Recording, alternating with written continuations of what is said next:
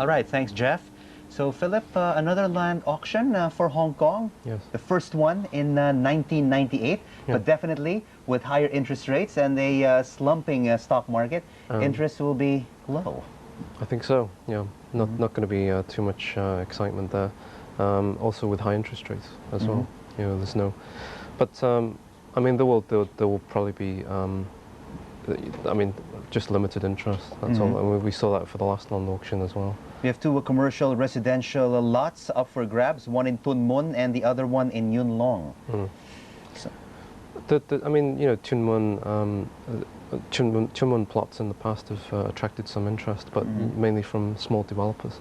Yeah, the last auction that we had a few months back, we only saw small developers attracting interest. But now, are we going to see the big developers? The big developers have always been there, just on the sidelines. But whether they've actually bid aggressively or whether, you know, whether they're just there to watch is another matter. I think that at this moment they can afford to sort of hold off. They want to see. Because the outlook on interest rates is still not settled yet, so I think they'll hold off. Geoff? Yeah, I just wanted to ask Philip, anybody out there sitting on cash, they can afford to add to the land bank at the moment. Anybody got some money to throw around as far as the bigger developers are concerned?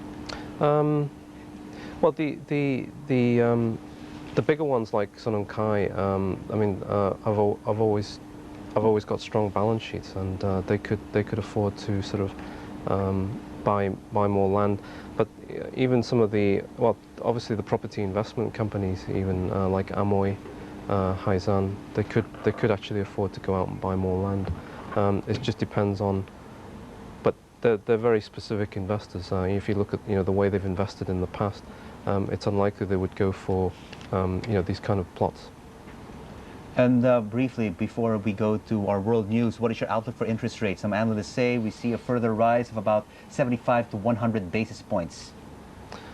Wouldn't be surprised at all. No, I mean, you know, like I said, the outlook for interest rates is still not settled. I think the government and obviously the banks are they'll put up interest rates as far as they need to retain, you know, liquidity in the Hong Kong market.